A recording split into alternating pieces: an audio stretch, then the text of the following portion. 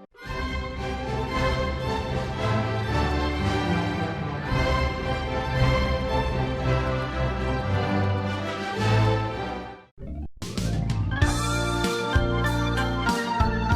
ยใต้การนำพาของพรรคเว้าร่วมเว้าเฉพาะการนำพาของคณะบริงานพรรคเมืองตุ่มลานตลอดระยะ5 ปีผ่านมาโดยปฏิบัติตามมติกองประชุมใหญ่ผู้แทนองค์คณะพรรคเมืองตุ่มลานครั้งที่10บรรดา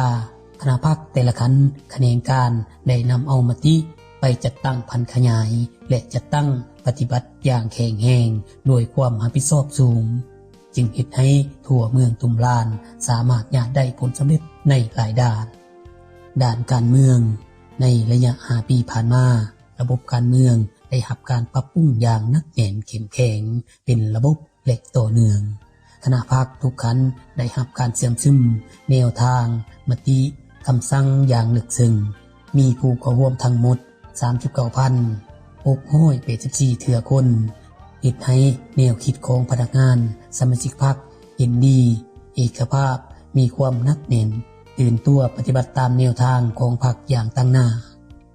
การก่อสร้างพรรคได้รับการปรับปรุงขยายตัวทางด้านปริมาณและคุณภาพทั่วเมืองตุ่มลานมี2คณะพรรคมี71หน่วยพรรคเทียบใส่ระยะผ่านมาเพิ่มขึ้น11หน่วยพรรคมีสมาชิกพรรคทั้งหมด889สหายเพิ่มขึ้น280สหายมอบบัตรแดงให้สมาชิกพรรคได้ทั้งหมด627สหายเพิ่มขึ้น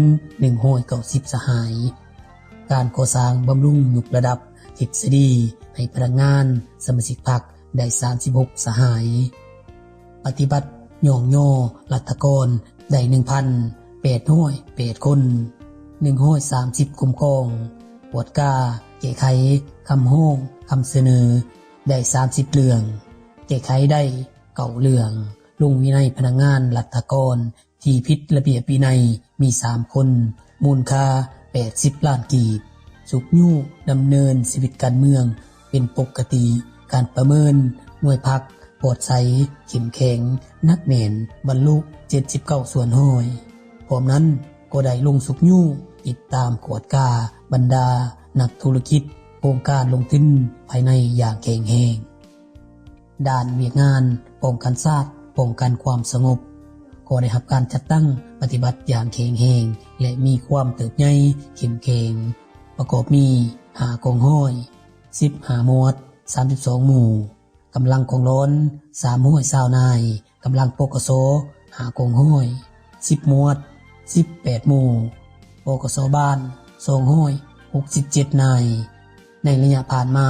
สามารถต้านและสกัดกั้นปรากฏการณ์โยโทที่เกิดขึ้นอย่างแข็งแรงสามารถแก้ไขคดีที่เกิดขึ้นได้99เรื่องกักขังผู้ต้องหาได้100คนยึดของกลางประเภทยาบ้าได้ 9,145 เม็ดรวมมูลค่า167ล้านกีบสามารถสร้างบ้านป้องกันชาติเข้มแข็งได้17บ้านฝึกแอบศิลปยุทธ์ให้กองร้อนบ้านได้4ครั้งมี223คนเข้าร่วมสร้างบ้านป้องกันความสงบได้23บ้านพร้อมกันนั้นก็ได้จัดตั้งปฏิบัติเวียกงานวาระแห่งชาติว่าด้วยการแก้ไขปัญหายาเสพติดอย่างแข็งแรงเฮ็ดให้เมืองตุ่มลานมีความสงบเป็นระเบียบเรียบร้อยและมีความสงบปลอดภัยดีการขึ้นไว้จะตั้งปฏิบัติในระยะ5 ปีผ่านมานี่อย่างงั้นองค์การชาติของสงบนี่เน้นเรื่องการสกัดกั้นเมืองตุ่มลานนี้โดยเฉพาะแก้ไขปัญหาวาระแห่งชาติ2วาระแห่งชาตินี้เพราะมันดันแก้ไขปัญหายาเสพติดปัจจุบันในเมืองตุ่มลานก็ถ้าเทียบใช้เมื่อก่อนเนาะจุดนี้ล่ะก็มีลดหน่อยถอยลงเนาะแสดงว่ามีความสงบแต่เทียบภาพทางด้านการเมืองเนี่ยบ่มีปัญหาด้านเศรษฐกิจมีการขยายตัวเฉลี่ย 6.3% เทียบใส่แผน5 ปีเท่ากับ 78.75% โครงการลงทุนของรัฐทั้งหมด42โครงการมูลค่า100 ตื้อกีบปฏิบัติได้ 55จุด23ตื้อกีบเทียบใส่แฟน55.23%การคิดและหักเขางบประมาณบรรลุได้12ตื้อกว่ากีบเท่ากับ104.15% ของแผนปี การพัฒนาพื้นฐานของรางโดยเฉพาะการก่อสร้างทางก็ได้รับการปรับปรุงดีขึ้นเฮ็ดในการไปมามีความสะดวกสบายได้ซ่อมแปลงทาง7โครงการยาว70เมตรกว่ากิโลมูลค่า16ตื้อกว่ากีบก่อสร้างขวาไปต้มเสริมเหล็กยาว54เมตรมูลค่า4ตื้อกว่ากีบปรับปรุงยกระดับเส้นทางตาผ้าเทศบาลเมือง5กิโลเมตรพร้อมกันนั้นได้ปลุกระดมประชาชนประกอบส่วนทุนซ่อมแปลงขั้วได้6แห่งทาง2ชิ้นมูลค่า65ล้านกีบการส่งเสริมการผลิตปฏิบัติได้92,000 กว่าต้นในนั้นปลูกเขาได้82,000 กว่าต้นการผลิตมันต้น13,000 กว่าต้นมีสัตว์เลี้ยง100,000 กว่าโตในนั้น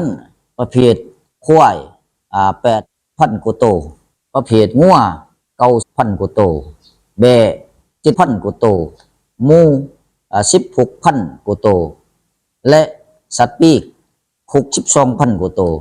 ในนั้นได้รับทุนคืนผู้การเลี้ยงหมูหลาดมูลค่า789ล้านกีบสินค้าส่งออกได้13,000 ตื้อกว่ากีบเทียบใส่5ปีได้59%สินค้านำเขาบรรลุได้46.63% ของแผน5ปีการส่งเสริมหัตถกรรมตำแผนของเมืองมี10รายการผลิตภัณฑ์สินค้า1เมือง1ผลิตภัณฑ์ส่งเสริมการปรับปรุงตลาดได้1แห่งขยายไฟฟ้าไปสู่ชนบทรวมเอา 100% ของบ้านทั้งหมด37บ้านพร้อมกันนั้นก็ได้ปลุกระดมนักธุรกิจผู้ประกอบการช่วยไฟฟ้าเยื้องทางมูลค่า83ล้าน2แสนกีบด้านการขยายเครือข่ายโทรคมนาคมมี14สถานีเพิ่มขึ้น1สถานีซึ่งเฮ็ดให้สัญญาณโทรศัพท์รวมเอา31บ้านเท่ากับ 86.48% สำรวจวัดแทกทานสมนุที่ดินออกใบแจ้งเนื้อที่ดินและออกใบตาดินปฏิบัติได้ 1,499 ตอนออกใบตาดินได้287 ตอนเทียบใส่แผนปฏิบัติได้29.98% เขตวัฒนธรรมสังคมได้สนใจปรับปรุงคุณภาพและขยายตารางการศึกษาลงสู่ชนบทห่างไกลโศกลีกได้อย่างทั่วถึงเด็กในเกณฑ์อายุได้รับการเข้าเรียนเพิ่มขึ้นทั่วเมืองมีโรงเรียนทั้งหมด54แห่งเทียบใส่แผน5ปีเท่าเดิมด้านกีฬากายกรรมได้ส่งเสริมและจัดการแข่งขันอย่างเป็นขบวนการผดฟื้นในนั้นได้เข้าร่วมแข่งขันแต่ละเมืองแขวงและอย่าได้รางวัลอย่างน่าพอใจด้านตารางสาธารณสุขได้เอาใจใส่เวียงงานกันพยาธิและส่งเสริมสุขภาพเป็นต้นแม่นเล็งใส่11ตัวสีวัดที่สภาพห้องซึ่งสามารถบรรลุได้ในทั่วเมืองมีการสมใส่น้ำสะอาดกวม96ส่วนห้อยการสมใส่วิทย์ไทยกวมเอา95ส่วนห้อยสามารถประกาศเป็นเมืองยุติการถ่ายสะทรายในปี 2023 การชักยาหยอดยาสามารถปฏิบัติได้95ส่วนห้อยเฮ็ดให้อัตราการตายของแม่และเด็กลดลงพร้อมนั้นได้ยกสูงคุณภาพการบริการปิ่นปัวการนโยบายดี1พอใจโดยได้รับการสนองอุปกรณ์การแพทย์ที่จำเป็นให้แก่ของหมอชุมชนสุขศาลา ในทั่วเมืองมีโรงหมอชุมชน1แห่งโรงหมอน้อย7แห่งด้านแถลงข่าววัฒนธรรมได้รับการปรับปรุงและส่งเสริมมูลเชื่อวัฒนธรรมอันดีงามของชาติขยายโทรโคงสู่บ้านได้37บ้านออกข่าวอย่างเป็นปกติส่งเสริมการอนุรักษ์วัฒนธรรมอีกครบประเพณีอันดีงามจัดงานเทศกาลผ้าเพลายเผากระต่างงานบุญระเบิบสร้างครอบครัววัฒนธรรมได้ 5,173 ครอบครัวเทียบใส่แผน5ปีปฏิบัติได้172ส่วนห้อยสร้างบ้านวัฒนธรรมได้8บ้านรวม36ส่วนห้อยส่งเสริมการท่องเที่ยววัฒนธรรมวัดป่าภูหางยูงและแหล่งท่องเที่ยวทางธรรมศาสตร์การปฏิบัตินโยบายต่อผู้ที่มีคุณงามความดีได้109ทานจำนวน2ตื้อกว่ากีบนอกนั้นยังได้ช่วยผู้ประสบภัยพิบัติผู้ขาดเคินผู้ด้อยโอกาสและผู้ขอห้ายจากภัยพิบัติต่างๆได้อย่างทันการพร้อมนั้นก็ได้สำรวจเก็บกู้ระเบิดที่บ่ทันแตกออกจากเขตทำการผลิตเพื่อให้ประชาชนทำมาหากินอย่างปลอดภัยเวียกงานก่อสร้างอาคารการเมืองพัฒนาชนบทแก้ไขความทุกข์ยากและเวียกงาน3จากได้สุกยู่จัดตั้งปฏิบัติเวียกงานหาทานอย่างเป็นประจำสีน้ำสุมทุนโฮนและพนักงานเขาในเวียกงานก่อสร้างอาคารการเมืองการสร้างบ้านพัฒนาตาม4ใน4กาดหมายอย่างแข็งแรงโดยเฉพาะการสร้างความเข้มแข็งทางด้านการเมืองเศรษฐกิจวัฒนธรรมสังคมและเวียกงานปกสเฮ็ดให้ปรากฏการณ์แนวโทษที่เกิดขึ้นในสังคมและในบ้านลดน้อยถอยลงเป็นก้าวปัจจุบันหับห้องเป็นบ้านนักแน่นเข้มแข็งความเอา 89.19 ส่วนห้อยของจำนวนบ้านทั้งหมดเวียกงานพัฒนาชนบทและแก้ไขความทุกข์ยากอิงใส่แผนจุดสุมของรัฐบาลได้หับห้องบ้านทุกข์ยากได้ลดลงในปี 2019 ยังเหลือ5บ้านแต่มาในปี 2020-2023 บ้านทุกข์ยากแม่นเพิ่มขึ้นเป็น11บ้านรวม16บ้านมี933ครอบครัวในทั่วเมืองย้อนสาเหตุปฏิบัติตามมาตรฐานดำรัส 348 โลโบสามารถลดล้างบ้านทุกข์ยากได้เพียง2บ้านยังเหลือเพียง14บ้านรวมเอา 32.43 ส่วนห้อยครอบครัวทุกข์ยากเหลือเพียง898ครอบครัวรวมเอา 15.85 ส่วนห้อยของแผนการปีได้ซุ้มแหล่งทุนโฮนหลายภาคส่วนทางภายในและต่างประเทศเขาใช้การแก้ไขความทุกข์ยากโดยเฉพาะแม่นทุนของรัฐบาลธนาคารนโยบายและองค์การจัดตั้งสากลเขาใช้ในการพัฒนาการผลิตการปลูกการเลี้ยงเป็นตัวแบบเป็นต้นแม่นการปลูกผัก22บ้านมี182ครอบครัวตัวแบบการเลี้ยงไก่3บ้าน31ครอบครัวเลี้ยงปลา19บ้านมี133ครอบครัวเลี้ยงกบ12บ้านมี46ครอบครัวและหนองปลาซุมซุนจำนวน3หนองมี3บ้านเวียกงานสร้างการสร้างเมืองเป็นหัวหน่วยเข้มแข็งหอบด้านก็คือการก่อสร้างพรรคพนักงานสามารถจัดตั้งปฏิบัติบรรลุ 87.5 ส่วนห้อยด้านการปกครองและคุ้มครองบริหารรัฐสามารถจัดตั้งปฏิบัติบรรลุ 75 ส่วนห้อยด้านเศรษฐกิจการเงินทรัพยากรธรรมชาติและสิ่งแวดล้อมสามารถจัดตั้งปฏิบัติบรรลุ 55 ส่วนห้อยด้านวัฒนธรรมสังคมสามารถจัดตั้งปฏิบัติบรรลุได้6ตัวชีวัตเท่ากับ 54.54 ส่วนห้อยด้านป้องกันชาติป้องกันความสงบสามารถจัดตั้งปฏิบัติบรรลุ 66.66 ส่วนห้อยการสร้างบ้านเป็นหัวหน่วยพัฒนาก็คือการกำหนดจุดชุมของเมืองบ้านพัฒนา8บ้านสร้างบ้านใหญ่กลายเป็นตัวเมืองน้อย2บ้านและจัดสรรอาชีพคงที่ให้แก่ประชาชน2บ้านในนั้นสามารถประกาศบ้านเป็นบ้านพัฒนาแล้ว2บ้านรวมเอา25ส่วนห้อยครอบครัวพัฒนา147ครอบครัวการบูรณะกงจักรรัฐและองค์การปกครองสำเร็จ ปรับปรุงกงจักการจัดตั้งบรรดาโรงการในจำนวน22โรงการ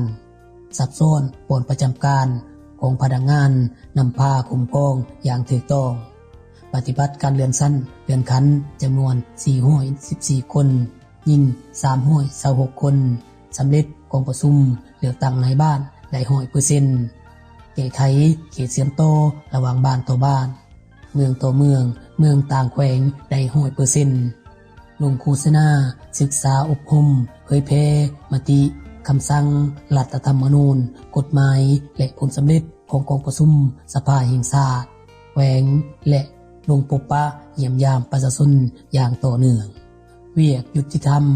ได้เปิดการเรียนการสอนกฎหมายขั้นต้นให้แก่เลขาหน่วยพักนายบ้านได้2สุดมีผู้เข้าร่วมทั้งหมด85เทื่อคนปรับปรุงหน่วยงานไกลเกลี่ยขั้นบ้านได้ 100% ประกาศบ้านแบบอย่างปฏิบัติกฎหมายกวม 100% เวียกงานแนวเราสังศาสตร์และองค์การจัดตั้งมหาชนได้ตั้งหน้าเคลื่อนไหวศึกษาอบรมและเต่าโฮมความสามัคคีให้เป็นอันหนึ่งอันเดียวกันของประชาชนบรรดาเผ่าและสังคมต่างๆเพื่อเสริมขยายสิทธิเป็นเจ้าของประชาชนประกอบส่วนภายในการปกปักรักษาและสร้างสรรค์พัฒนาเมืองเป็นเจ้าการต่อต้านกลอุบายของศัตรูที่หวังหมางเพแบ่งแยกความสามัคคีการสร้างบ้านและเมืองสามัคคีปองดองแม่นสำเร็จ 100% การสร้างขบวนการ 3B 6รักษาติดพันกับขบวนการแข่งขันรักษาพัฒนาและรับการจัดตั้งปฏิบัติอย่างต่อเนื่องขยายสมาชิกสหพันธ์นักรบเก่าอยู่ขันหาฐานได้หลายขึ้นการปฏิบัตินโยบายต่อสมาชิกนักรบเก่าศึกษาบำรุงสร้างทันแถวสาวนุ่มวัยหนุ่มเยาวชนด้วยหลายรูปการเฮ็ดให้ทันแถวสาวนุ่มวัยหนุ่มขันหาฐานบ้านมีกำลังสืบทอดหลายขึ้นสร้างสมาชิกสาวนุ่มวัยหนุ่มให้ห่างไกลจากยาเสพติดทั้งเป็นกำลังแห่งให้แก่กำลังประกอบอาวุธประกาศเมืองตุมลานเป็นเมืองสาวนุ่ม4บกปลุกระดมมียิ่งบรรดาเผ่าประกอบส่วนในภารกิจปกปักรักษาและสร้างสรรค์พัฒนาประเทศชาติติดพันกับการปฏิบัติแผนยุทธศาสตร์แห่งชาติส่งเสริมการยกสูงบทบาทความก้าวหน้ายิ่งชายอยู่ในสังคมให้หลายขึ้นประกาศเมืองเป็นเมืองแม่ยิ่ง 3D โฆษณาเผยแพร่บรรดาคำสั่งมูลเสื้อของพรรคของชาติและกฎหมายแห่งงานเพื่อส่งเสริมสร้างสติเคารพวินัยยกสูงจิตใจแห่งชาติและปกป้องสิทธิผลประโยชน์อันชอบธรรมของชนชั้นกรรมกรและชาวผู้ประกอบงานในกระบวนการปฏิบัติขอแข่งขันหาเป็นเจ้าติดพันกับกระบวนการรักษาพัฒนาประกาศเมืองตุมลานเป็นเมืองหาเป็นเจ้าทั้งหมดที่กล่าวมาข้างถึงนั้นแม่นชัยชนะมาผลงานที่หยัดมาได้ในระยะ5ปีผ่านมาผลงานที่หยัดมาได้นั้นก็แม่นย้อนความเอาใจใส่ความเป็นเอกภาพความตัดสินใจในการจัดตั้งปฏิบัติและการประกอบส่วนของประชาชนเมืองตุมลานจึงเห็นให้เมืองตุมลานมีผลสำเร็จและมีการพัฒนาอย่างบ่หยุดยั้ง